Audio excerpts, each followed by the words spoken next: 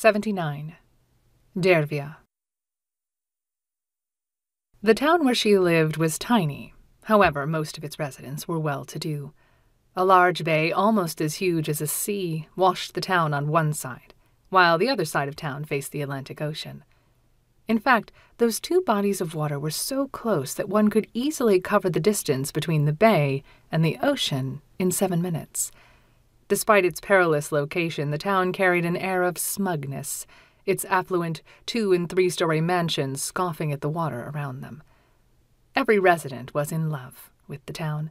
They were particularly proud of their trees, short ones with almost perfectly round crowns of lemon-yellow leaves that fringed the town on both waterfronts. They called them lemon trees, although no one had ever seen a lemon grow on them. The townsfolk did not miss an occasion to decorate their habitat, hanging garlands and banners on every branch and shrub. Nearly every porch was decorated with translucent figures of deer illuminated by tiny bulbs at dusk. For some reason, the people had singled out those particular animals, with their large, dark, intelligent eyes and constellations of white spots sprinkled on their sides from the variety of wild game. Perhaps because they were often observed grazing in the shade of the lemon trees, although no one could imagine why or how they had migrated to town from the distant woodlands. When dusk fell, the town was awash in festive lights of garlands that made the lemon trees look even brighter, as if they gave off a luminescence of their own. Most of the time at dusk, the ocean calmed down, and pleasant music streamed from the open windows and verandas, wrapping the town in a fluffy blanket of tranquility. It seemed that one simply had no right to be miserable amid the quiet beauty and bright lights. Amongst the majestic mansions gracing the Atlantic waterfront was a tiny 2-story cottage that made visitors wonder how such a dilapidated structure could stand in the middle of such affluence. The 98-year-old woman who owned the cottage and lived there by herself did not look much better than her home. The emaciated wreck of a person with short gray hair and faded green eyes resembled a mummy, her skeleton covered with parched, wrinkled skin, under which purple blood vessels showed like a road map. Every night, the old woman knelt by her bed, begging the Almighty to take her life. But God was deaf to her prayers and kept extending her lease on life year after year. Her sole love and passion was the ocean. She had no one else to love and cherish. Next to the ocean, she had been born almost 100 years earlier. She grew up alongside it and lived a long, hard life.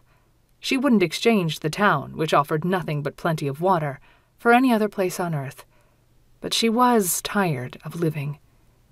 The old woman woke up at first light, as usual, a curse or a blessing of old age, and dragged herself out of bed. On wobbly legs she staggered across the room to her dresser, which was filled with assorted vintage clothes. She picked a pair of ancient long johns and a thick woolen jacket as part of her outfit du jour, and, leaning heavily on a cane, shuffled into the bathroom. Having completed her morning toilette, she hobbled down the stairs, holding the banister with both hands to maintain her balance. At the bottom of the stairs, she picked up another cane, she kept one on each floor, and proceeded into the kitchen, where she went about her usual routine of making breakfast. She boiled some water in an old, battered enamel kettle, and gingerly poured herself a cup of instant coffee. Settling behind the kitchen table, which was covered with soiled, tattered tablecloth, she brought the old-fashioned enamel cup to her face and sniffed. She'd rather have a cup of freshly brewed coffee, but at her age the simple business of dealing with a coffee maker seemed like a major undertaking. Having finished her coffee, the old woman took a half loaf of bread from the pantry, shoved it into the pocket of her threadbare woolen jacket, and hobbled to the front door. Thick fog blanketed the town. It seemed like the houses, the streets, the lemon trees, and world itself had dissolved in the milky substance. The bay matched the gray sky, the water seeming to have fallen asleep in the murky stillness of the morning. One had to go close to the edge of the water to make sure it was still there. From time to time, the eerie scene was disrupted by the flapping of birds' wings. The poor things were lost in the fog, trying desperately to find dry land. The old woman crossed the road, feeling her way with her cane. It was only about 200 yards to the ocean, but old age and the fog made the trip a challenge. She finally reached her destination. An old beach chair with its formerly bright blue striped cloth faded in the sun. She lowered herself into the chair, panting from the trip. The ocean is drowned in the fog. Well, you will find out now what it means to drown, the old woman mumbled to herself as she closed her eyes. She took a deep breath, savoring the fresh, salty air. The birds flapped overhead, and the old woman raised her eyes to the sky, peered into the chalky blankness. The air was getting chillier now that summer was gone, and the birds began to make their way south. A gust of ocean breeze broke the fog, and, as if a curtain had been raised in a theater, the old woman saw a flock of seagulls tottering by the edge of the water. A small wave ran aground, leaving a fringe of gray foam on the sand, and the birds recoiled from it, getting closer to the old woman. "Hi, guys." The woman cracked a warped smile. "I thought I wouldn't see you today." She reached into her pocket and took out the bread. As the first ration of crumbs hit the sand, the hungry birds clustered around the food, squealing. "Eat, my dears, eat. You need nutrition while you are young. Wait till you grow old. You'll see. You won't want to look at the food, yes. You think I've always been a nameless wreck like this? Think again. I used to be young too, you know. People even thought I was a beauty, especially Bernardo. My name used to be Dervia, but that was a long time ago, before your great-great-great ancestors hatched. My eyes were the color of fresh spring grass, my hair the color of lemon tree leaves, and desires churned inside me like Atlantic waves." The old woman stopped muttering, her mind seeming to have drifted away. Some of the birds grabbed the loot and fluttered away, but those that seemed interested in the old woman's musings stayed, and wandered along the edge of the water, pecking at seashells. "Here at this very beach, my Bernardo and I used to sit on the sand, making plans for the future," the old woman continued in a low, coarse voice. "We thought we'd be together forever. We were so much in love. But the ocean broke us apart. I guess this ocean has no idea that I have been in love with it. Or perhaps it is jealous like a man, and that's why it took the one who had taken its place in my heart.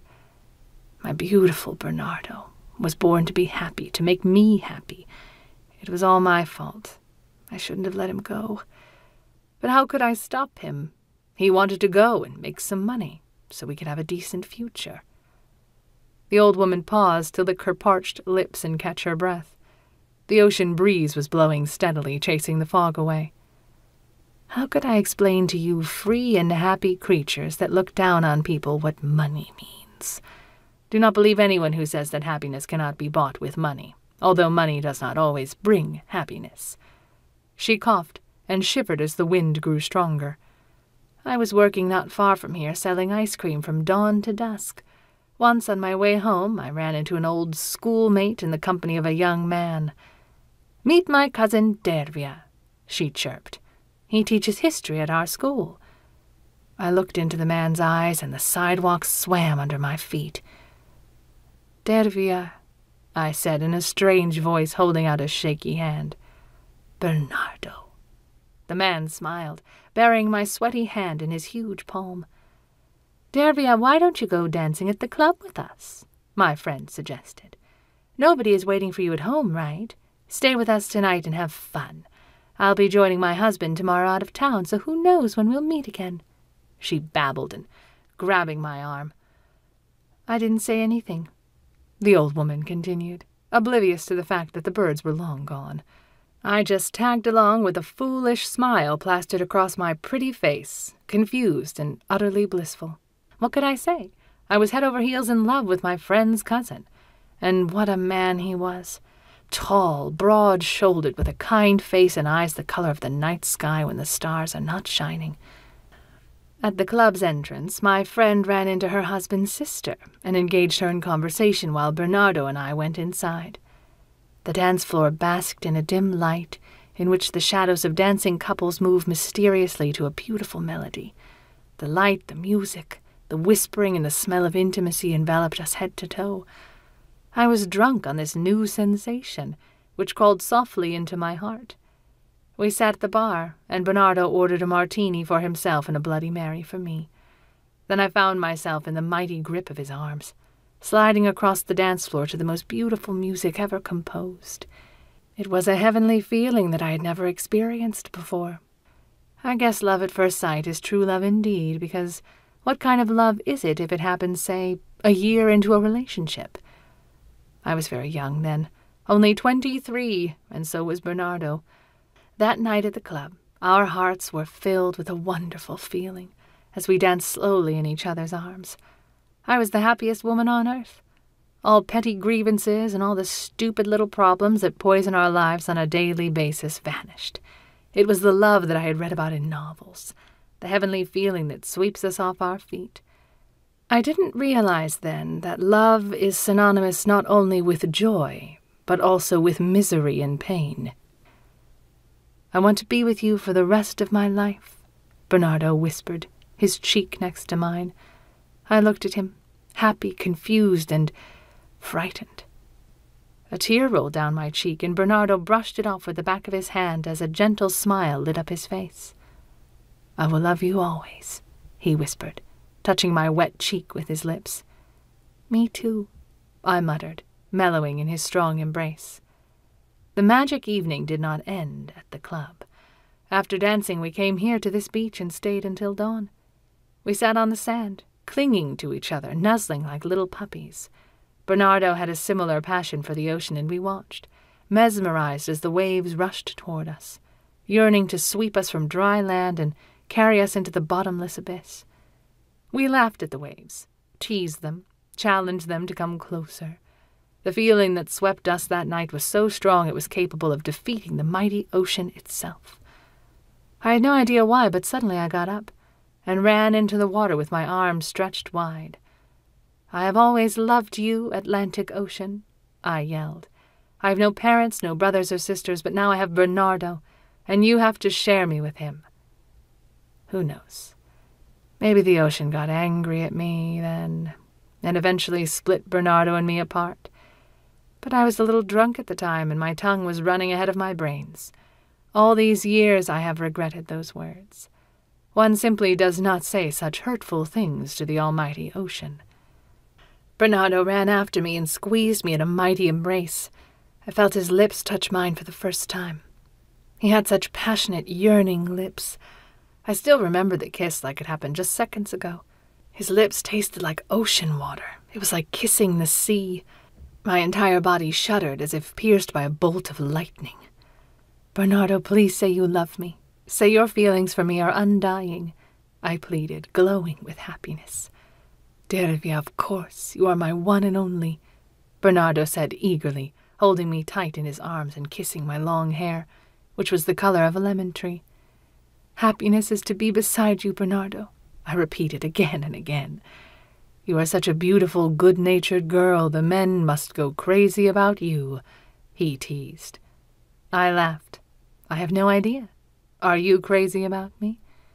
"I am not a stone able to resist your charms," Bernardo said, looking into my eyes. He gently turned me around and led me back to dry land. "The great Atlantic shall be my witness, for I am going to make a solemn vow to love you for the rest of my life," I cried, my mind still held captive by the Bloody Mary. Bernardo pressed his lips firmly to mine and gently lowered me onto the sand. "Do you understand what I'm saying, birds? Can your tiny brains comprehend the joy of a young woman giving herself to the love of her life? Soft white sand was our bed covers. Stars were our candles. The ocean was our music, and waves lapped at my feet like cuddly puppies. No, you'll never understand this." The old woman shook her head, squinting at the sun. A sole thunderbird soared high above, as if standing still in the air, glued to the sky. "Anyway," the old woman continued, as if her audience was still in place, "I got home almost at dawn, exhausted and blissful. I slept through most of the day, thank God it was a Sunday, and was awakened by a loud knock at my door. It was Bernardo. 'Come on, sleeping beauty,' he said, laughing when I opened the door and stuck out my sleepy visage. 'Your Prince Charming is here to awaken you.' He leaned forward and planted a kiss on my nose. Bernardo had tickets for the new movie at the Odeon, and the show was to start in 1 hour, so I rushed upstairs to pretty myself up and slip into my favorite white dress, the only nice dress I had. It was a pretty dress, adorned with Belgian lace. I think I still have it in the attic somewhere. "Boy, you look gorgeous," Bernardo gasped as I gracefully wafted down the stairs. "You are the most beautiful girl I've ever seen." I was famished, so first we stopped at McSherry's and got some sandwiches and lemonade to go. The theater was packed, but we managed to grab a couple of seats in the back. I forget the name of the movie, but it was, of course, a love story with a happy ending. We munched on our sandwiches, drank lemonade, and held hands like a couple of lovesick high school sweethearts on a first date. It was pouring buckets when we left the theater, and we ran under a large maple tree, hoping to find shelter. Suddenly a flash of lightning lit up the sky, and a deafening crack of thunder made the ground tremble under our feet. "Bad idea," Bernardo said, taking off his jacket and wrapping it around my shoulders. "We have to get away from this tree, even if it means getting soaked." "There." I pointed to a construction site about 200 yards up the hill. Another mansion was being added to the town, but at the time only one had a roof over it. We ran into what looked like the only dry place in the entire world and then stopped, catching our breath. At that moment another fork of lightning illuminated the room with an eerie white-blue flash, and in the corner we saw what seemed to be completely out of place at a construction site. A canvas cot. Perhaps it was brought in by some comfort-loving construction worker who couldn't do without an afternoon nap, but who cares? It was a blessing from heaven. Shedding our soaked garments, we landed on the soiled canvas, our lips fused in a long, fiery kiss. The storm pounded the house's shaky wooden frame, throwing sheets of water through the glassless window, but we were oblivious to the elements. In fact, the brighter the lightning flashed and the louder the thunder cracked, the more passionate our love-making became during that night of ecstasy. The owners of the new mansion never knew that the first night at their house belonged to a couple of crazy lovers. I had 30 nights of love in my life, 30 nights of absolute happiness, and 75 years of waiting. If you doubt me for a second, ask that gray-haired, hunchbacked old man babysitting his great-grandchildren. He was madly in love with me once, pleaded for my hand in marriage. Even after all these years, I still see the anguish of rejection in his eyes every time I meet him. My love changed me completely. I began to feel confident, strong, happy. No chore was too burdensome. It seemed like the entire world changed around me. It was a fresh, newborn world. I was as happy as a clam, shining like a new dime behind my ice cream counter. Customers would leave the store charged with the energy and goodness I lavished on them. The store owner couldn't have been happier. Every night after work, I ran as fast as I could to our meeting place here at the beach, my heart pounding and my cheeks burning with anticipation.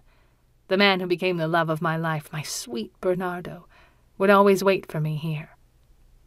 I thought it would last for eternity. Bernardo was new in town. He came from the south, leaving his aged parents there, and was teaching history at the local school. He lived in a tiny rented room on the bayside. Like most humanitarians, he had the soul of a dreamer, a romantic and an adventurer, but he was sober enough to realize that his teaching career was a dead end. So we met every night, and each day I grew closer to Bernardo, to the point where I could not imagine my life without him. Once upon a moonlit night, he said to me here, at this very spot, "You know, I have always dreamed of traveling, seeing other countries, other people. I am getting nowhere with my teaching, so I have been thinking of leaving this place, traveling somewhere far away, making some money." "And you'll take me with you?" I cried delightedly. Bernardo shook his head. "Not right away, dear. I'll have to get settled first, then I'll come for you." "But what if you forget about me in a distant land?" I asked, panicked. "You'll meet another woman and fall in love with her." "Dervia, darling, how could you doubt me? You must have confidence in me," Bernardo said in a slightly offended tone. "But how would I live without you?" I said in a shaky voice, tears streaming from my eyes. "I'll send for you first thing after I settle down," Bernardo said soothingly, wiping away my tears. We can't make it on a teacher's salary. I'll make some money, and then we'll get married and travel the world. I've never loved anyone before, I muttered through my sobs. But I've always dreamt of it. Now that my dream has come true, my life is pointless when we are not together. Dervia, we will always be together as long as I breathe, I swear, Bernardo whispered hotly. You can't. You have no right to die, I said in a trembling voice. If it happens, I will die too. My sweet Dervia, no one is going to die. We will both live to be 100, surrounded by our great-grandchildren. Bernardo laughed, squeezing my shoulders.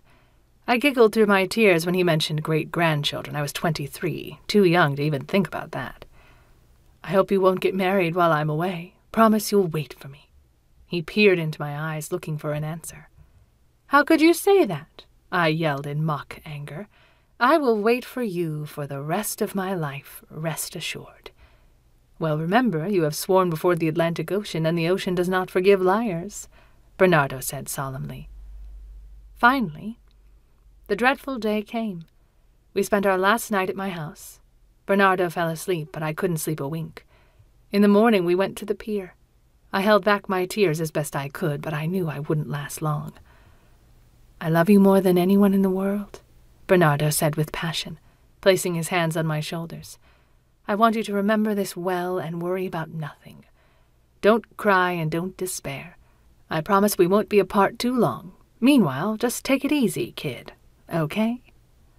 I nodded, held my hands to my face, and sobbed uncontrollably. It was the worst day of my life. Come on, honey, Bernardo said, putting his arms around me and rubbing his cheek against my temple. You are breaking my heart. Don't you understand that I am doing this for our own good, our future?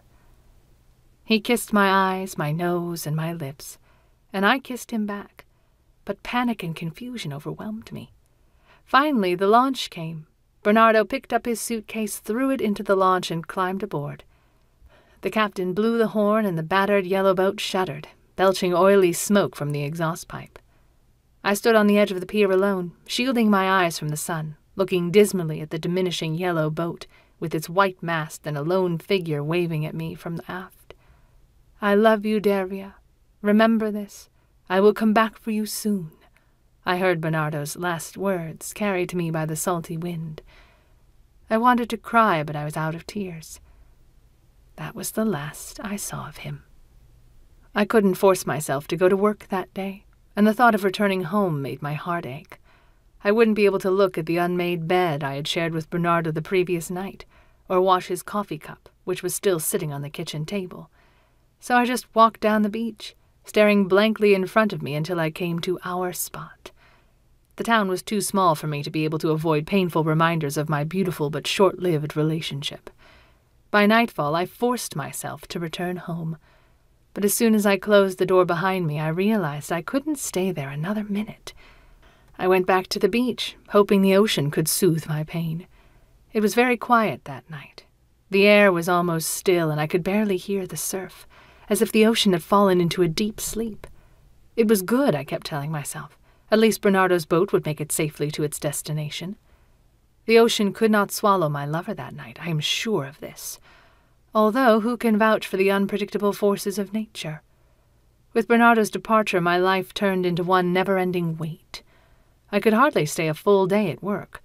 Desperate for a letter, I ran like mad back to my house, only to see the flag on my mailbox down, just like my hopes of ever receiving a letter. Sometimes I could see it in my head. A sheet of paper torn from a composition book, covered with my darling Bernardo's neat handwriting. I became a frequent visitor to the pier, showing up there after 6 almost every day until the fishermen and deckhands started to call me the pier girl and waved at me happily from their smelly boats. Alas, the battered yellow launch with a white mast was nowhere in sight. One day, when I was on a visit to our spot at the beach, immersed in my miserable thoughts, someone said my name behind my back. I screamed. He was back for me. Ready to faint with delight, I turned around only to find one of my neighbors standing behind me with a puppy dog look on his face. See that withered old fool over there playing with his great-grandchildren? That was him. Only back then he was a handsome man with sky-blue eyes and built like a racehorse. Like I said, he was just standing there, with a puppy-dog look on his face. "Did I scare you, Dervia?" he asked apologetically.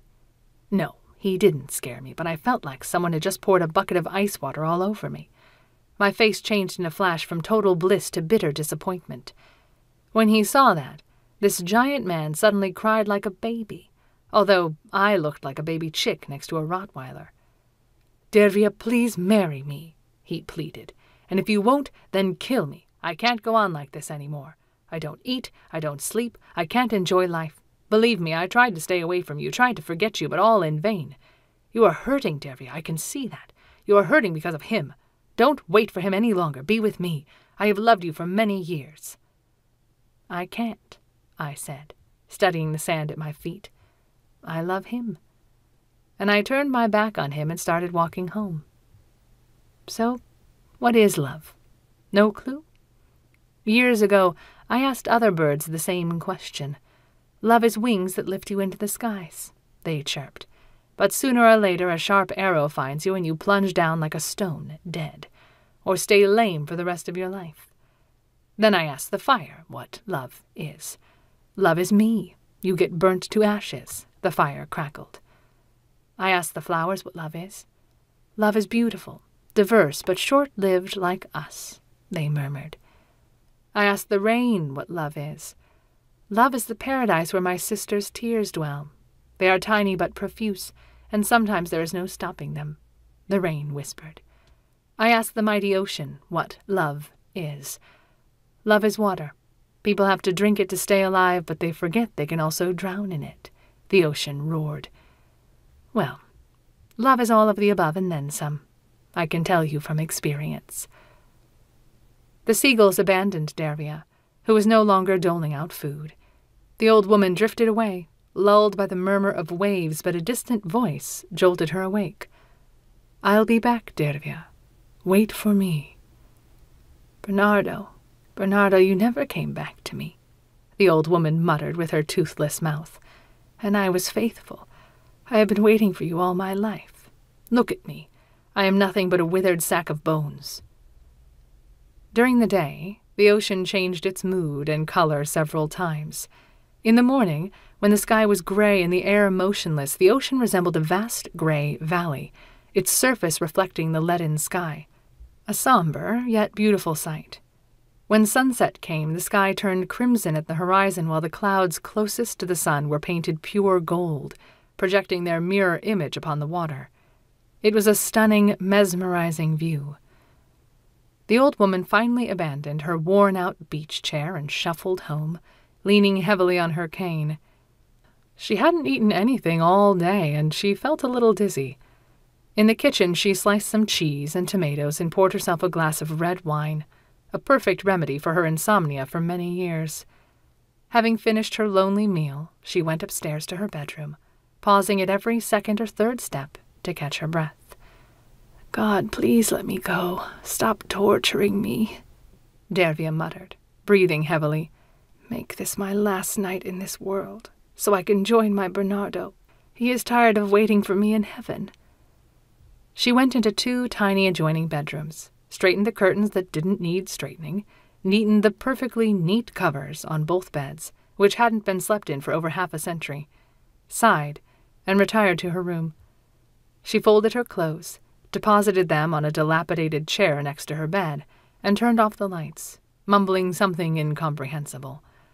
She slipped under the ancient, threadbare pink comforter, her emaciated body taking up not more than a fifth of the vast bed, slid her hand under the pillow, and pulled out a tiny radio. She turned the sound all the way up, and soon her snoring joined in with the heartbreaking arpeggio of a string concerto. Dervia woke up at the crack of dawn to the sound of a loud roar coming from the ocean. She gingerly lowered her pale, bony legs to the floor, put on the same clothes she had worn the day before, and clumsily negotiated her way downstairs. She went about her usual routine, making herself a cup of instant coffee, took the leftover bread from the pantry, and headed for the door. Outside, a violent, bone-chilling nor'easter chased garbage down the street and battered the trees, tearing off leaves and dead branches.